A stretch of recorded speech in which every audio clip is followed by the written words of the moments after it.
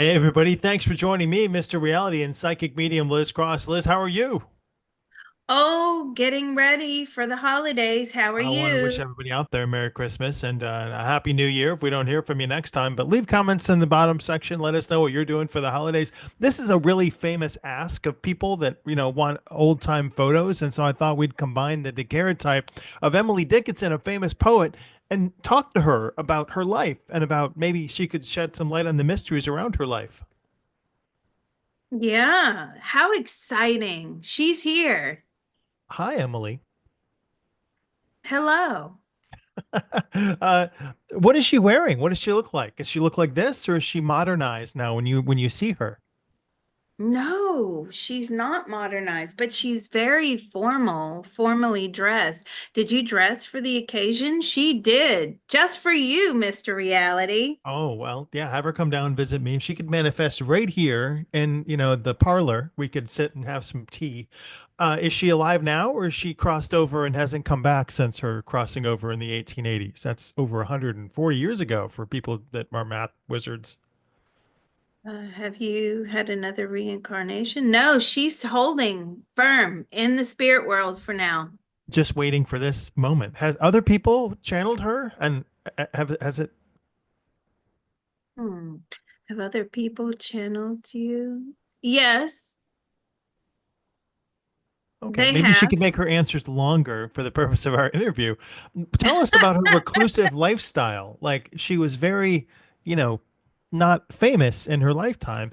And what was the decision coming down into the earth plane, maybe to like be famous posthumously? What's up with that? Yeah, that was something that you and I were discussing a little bit before we hit the record button. Like, why all these people, they're famous after they die? Do they realize it? So let's ask her this.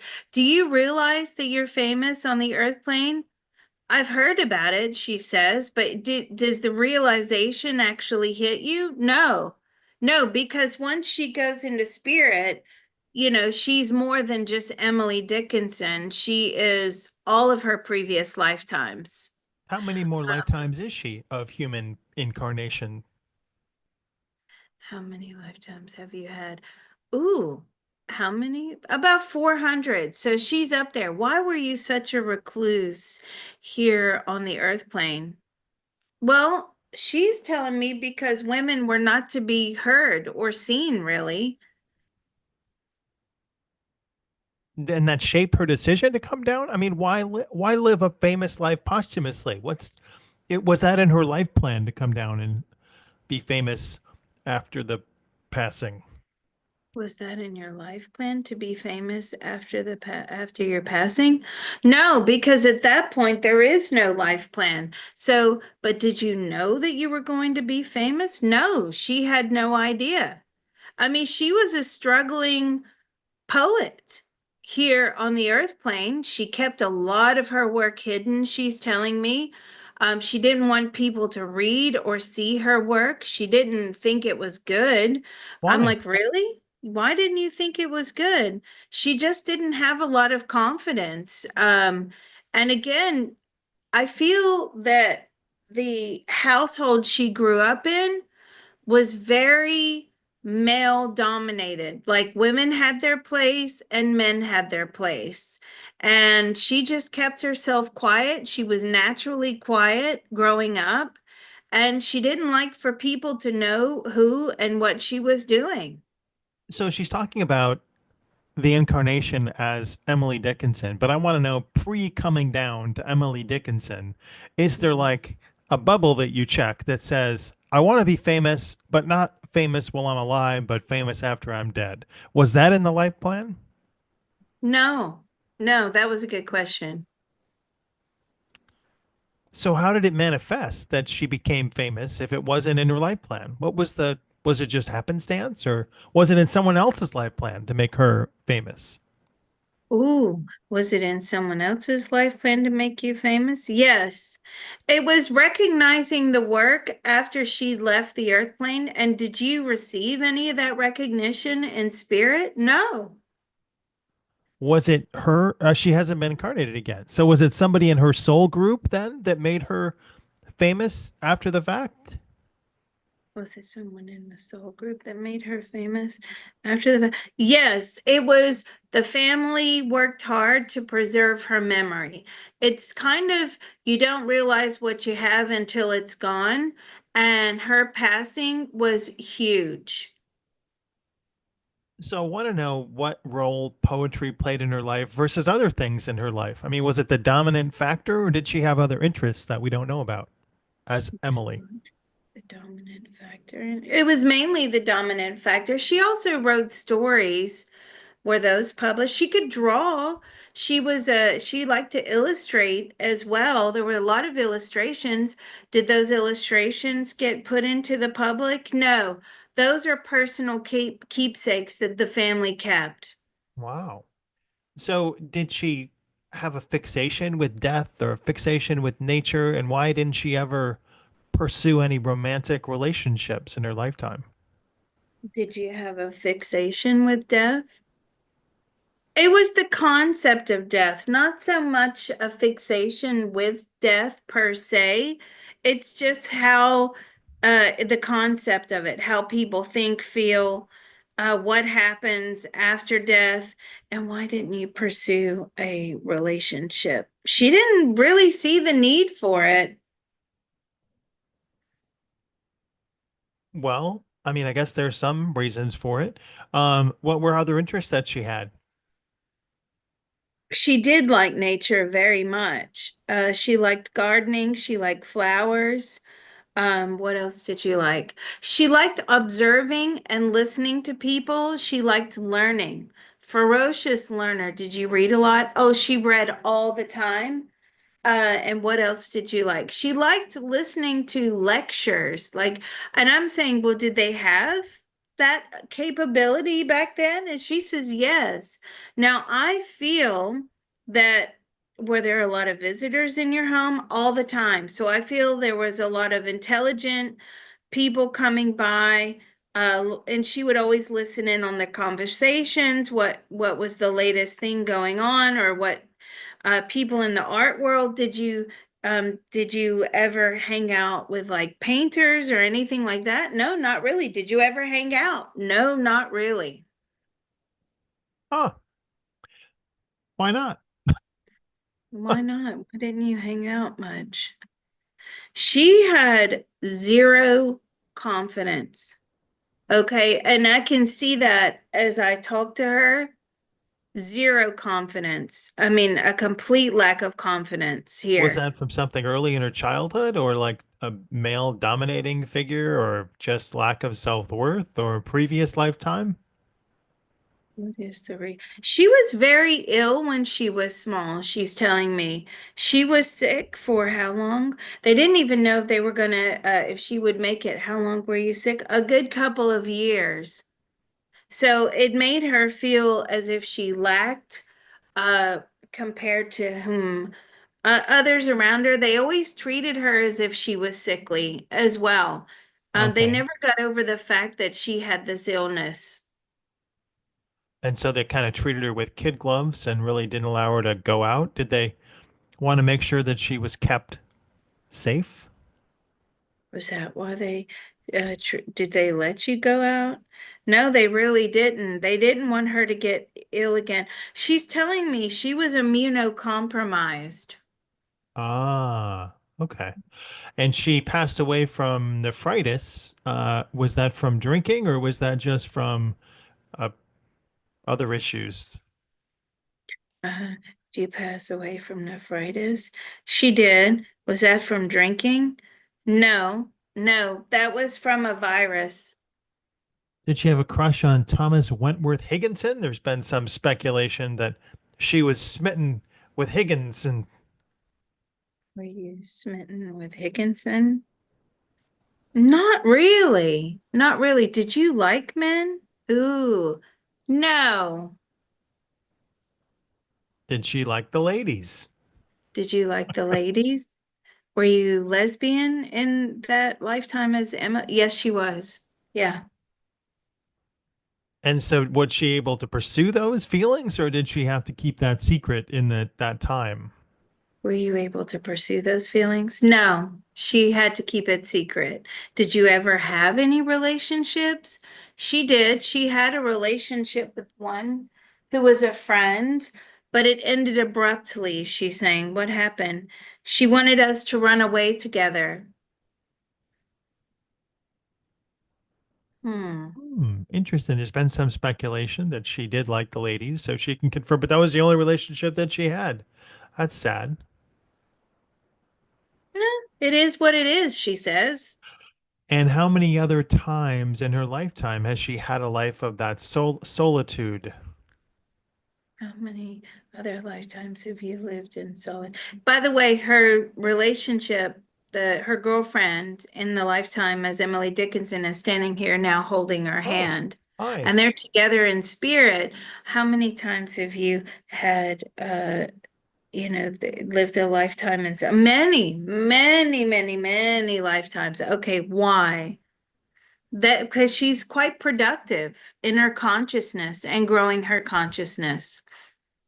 What has the person that is Emily Dickinson and 400 other people been working on over the last 140 years on the other side You've ish? been on in the last 140 years. Growing your soul, but don't you have to grow your soul down here on the earth plane? Yes, but again, making life plans and just enjoying not being Emily Dickinson. Did you like being Emily Dickinson? No, she did not.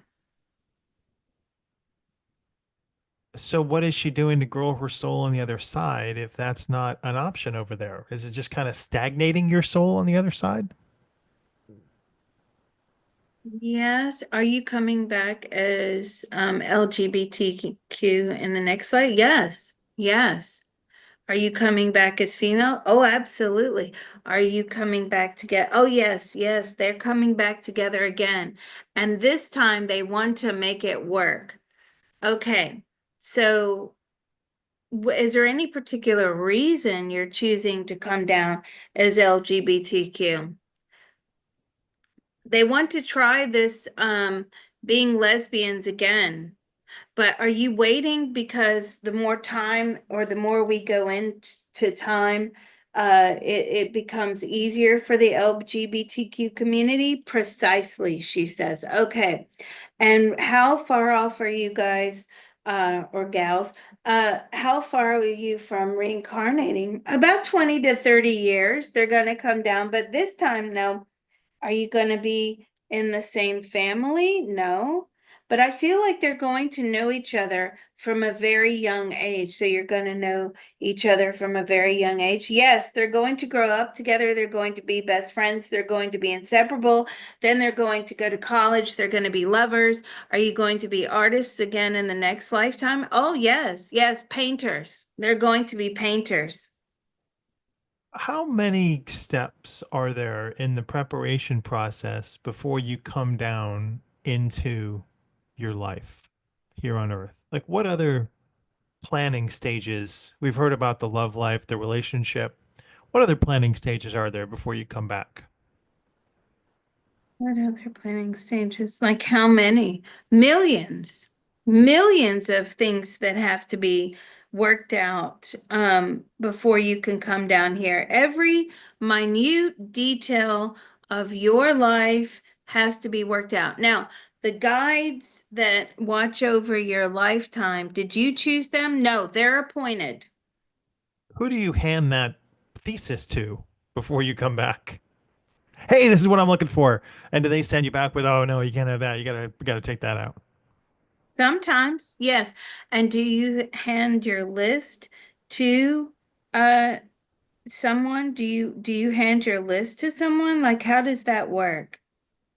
Yes, it has to be approved by the powers that be, she Who be says. those powers though? Yo, Who who what do they look like?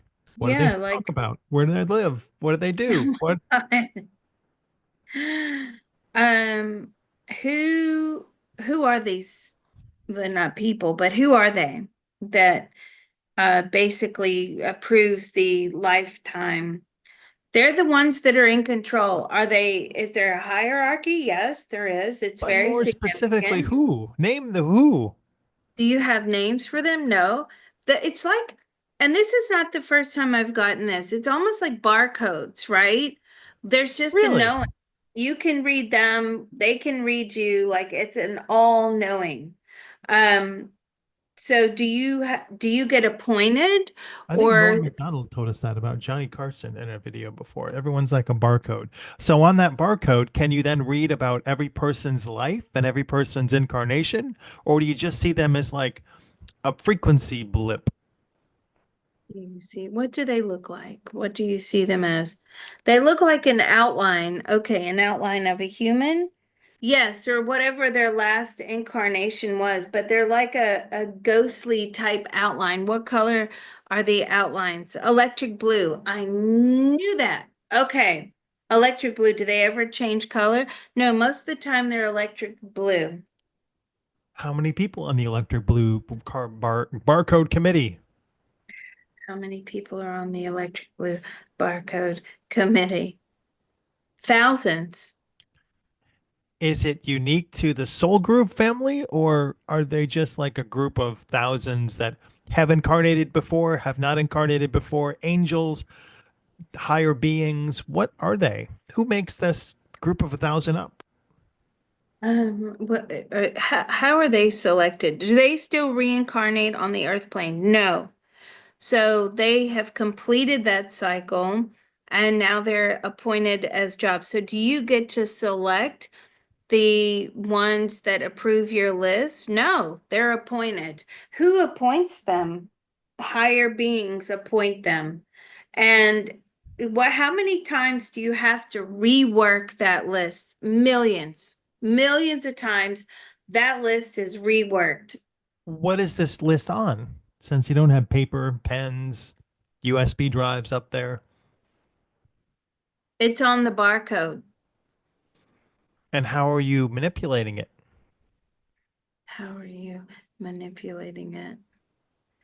We gather information, we send information. So when you make a soul contract, does that get registered on like the barcode? Yes, immediately. Okay. Well, have there been times when like somebody proposes a soul contract and you turn it down? No. So do you have to accept everyone's soul contract proposal? No. She just likes to accept whoever wants to make contracts with her. Well, let's make a contract right now. We'll see you next time, Emily Dickinson. You can be in Mr. Reality's soul contract there. Hey, about this, I wanted to know when does she communicate with other animal energies because she was really in tune with nature at the time, or are those on like a separate, different wavelength frequency up there? How much time is she involved with the nature of the spirit world? Is there nature up in the spirit world? No, no. It's all very pixelated. Um, is it whatever you want it to be? No. So who sets like the background? Because I've seen like rolling hills and gardens and cafe, almost like cafes. Like who sets that background? The team. What team? The meeting point team. So they create sort of pixelated spaces for souls to congregate and meet? Yes, exactly. Do you ever get to create your own images up there of spaces? I mean, sometimes, yes, if it's like something personal where she wants to meet with her girlfriend here, Lucy is what she's Hi, telling me. Lucy. She wants to meet with her girlfriend here. Um, so, and what do you do? Like you just create, they like to sit in the garden. So, how much do you interact with nature? Zero. How much do you interact with spirits that you wrote about? Um, it's kind of like they passed by, but it's not really relevant. I mean, it was just something that was done on the earth plane at the time, and now they're just looking, forward to their new lifetime. So am I spending more time on Emily Dickinson's life than Emily Dickinson is spending on remembering the lifetime as Emily Dickinson? She thinks that's hilarious. And yes, you are. What does she feel that life means to the people that read her work? Is she touched by that? Is she aware of that? Are you touched by that? I mean, she's not real. It's kind of like, yeah, okay. Um, what do you think about how many others you've inspired? Oh, she likes that. Now, she does like that she's inspired people. Are you receiving any energy from the earth plane when people are reading your work? No. Tell us about another lifetime that you feel is more important in your past than Emily Dickinson. Can you give me another lifetime that you thought was very important? Okay, she's showing me an image of a king. Okay, this is going way back. So you were the king? Yes, she was. She was a king King Emily. going way back. Now, you have to remember, before the royal family was officially established, lots of little enclaves and areas and regions had, little pocket kings and queens, right? So were you a part of that? Yes. And I feel it was up in Scotland. So you were up in Scotland? Yes. And how large was your area? 200 miles? No. No, 20 miles. 15, maybe 15 to 20 miles. And so you were king of that area? Yes. And she was very cruel to people in that lifetime. Really? Why was she cruel in that fiefdom? Why were you cruel in that lifetime? Because she had too much power on her hands. And I'm saying, so what did that lifetime teach you? That she never wanted to be powerful ever again. So are all of your lifetimes now structured that you are not in power? Yes, and that was the reason she has these reclusive lifetimes. After that, she feels so insanely guilty of how cruel she was when she was the king that she needed to be stripped of that power in future lifetimes and not really interact with too many people. How close is she to severing those soul contracts with the people that she murdered as a king in her fiefdom right now?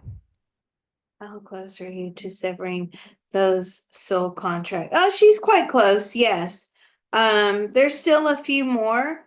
This king, when she was the king, it was vicious. It was brutal, like RAPE and babies, like, yeah, it's not good. It was awful. And in fact, her kingdom of people were so oppressed they actually packed up and left and they went to go live in another kingdom. So she ended up in that lifetime dying a very lonely king with all of his riches and it was meaningless. So she Wow. also learned the value of money and jewels and things like that, power in that lifetime. Very important lifetime for her. Does she think death should be feared by us people down here on the earth plane?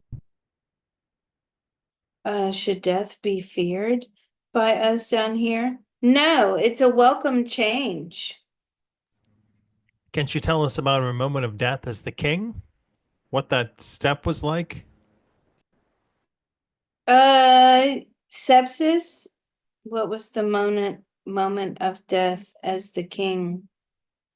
Lost consciousness, was septic, had some sort of wound on the toe or the foot area that became septic and lost consciousness.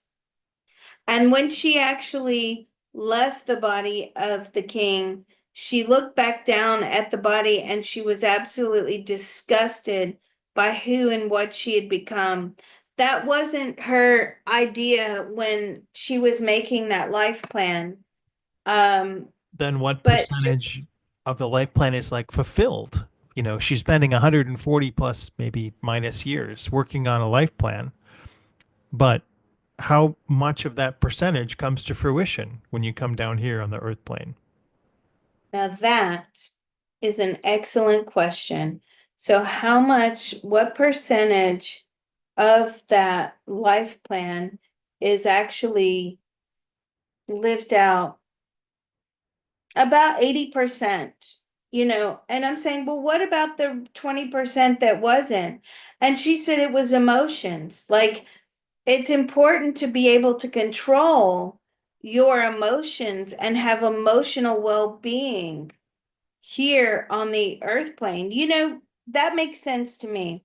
Somebody said, and I can't remember where the information came from, that the definition of good mental health was mental flexibility. So being able to cope with different circumstances and being flexible and doing so. So if you were hit with like sadness, you have the mental flexibility to autocorrect into happiness. Um, and so when you look down on yourself, was it the fact that you had no mental flexibility? That's correct. So it was filled with hatred, rage, anger, entitlement. Um, and how did that come about? Because she, in that lifetime as the king, was abused by her father, and that was demonstrated by her father. And then ultimately the crown was passed on to her. So that was like how you were supposed to be. Just everybody's a servant, everybody's worthless. So when she left that lifetime, she's looking down on her body. She's showing me that she was disgusted with herself and she vowed to never be like that ever again. What feelings can you have in the afterlife that you cannot have down here on the earth plane or vice versa? Ooh, what feeling can you have in the afterlife that you cannot have down here on the earth plane? You know what the feeling is? That everything is going to be okay. It's a knowing that you're okay, you're safe. And when she says safe, it's talking about 100% safety, right? What's the worst that can happen to you up there when you cross over? Sometimes we have the feeling of safe or being safe or safety here on the earth plane, but it's not really safety. There's always a fear that something could and can happen, right? So it's ultimate safety. One of the poems you wrote, I felt a funeral in my brain, suggests that even after death, the echoes of your life experience continue. Can she tell us how that memory survives death now that she's on that other side? Does the memory survive death now that you're on the other side? It doesn't. So let me ask this question. Apart from leaving work on the earth plane like how you did and how painters and other famous people have, or now famous people have, other than that, does the memory of the person eventually dissipate where it's no longer recalled on the earth plane? Yes, eventually the memory of every soul is gone. Even the famous ones, she says. There's lots of famous people that have impacted the total, world population or a large amount of people that we don't talk about today. So, is it true that, because have you ever heard of that phenomenon, Mr. Reality, where you get a bell ringing when you're in spirit and it's the last time somebody ever says your name on the earth plane? Have you ever heard about that? No, but I was gonna bring in Clarence from It's a Wonderful Life one day. When every time a bell rings, an angel gets its wings. Same thing like that. So I've heard this thing like the last time that your name is uttered on the earth plane, and I don't even know where I've heard that from, that the bell rings to say, well, that's the last time your name's going to be said on the earth plane. Your memory is now gone forever. Is that true? She says, no, there's no bell ringing. Do you know when the last time of your name being said as Emily Dickinson, will you know when that happens in spirit? If you're in spirit, I mean, you may be here reincarnated, but will your soul know? No. Final thoughts from Emily Dickinson. If she could write a story or a poem about her life over there shortly, what would that be? What would it be? Your poem, if you could write a story or a poem over there. It's about being able to love and forgive without any expectations. That is the freedom of the spirit world. You can forgive without having to have those expectations of, forgiveness being reciprocated or, you know, emotions attached that you can forgive with zero expectation, like, oh, I forgive you, so now you have to be nice to me, or there's no expectations attached to that. And what about love? And love as well, she says you can love with zero expectations, and that to her is absolute freedom. Psychic Medium Liz Cross, each and every one of you out there listening, and Emily Dickinson. Thank you so much for your time.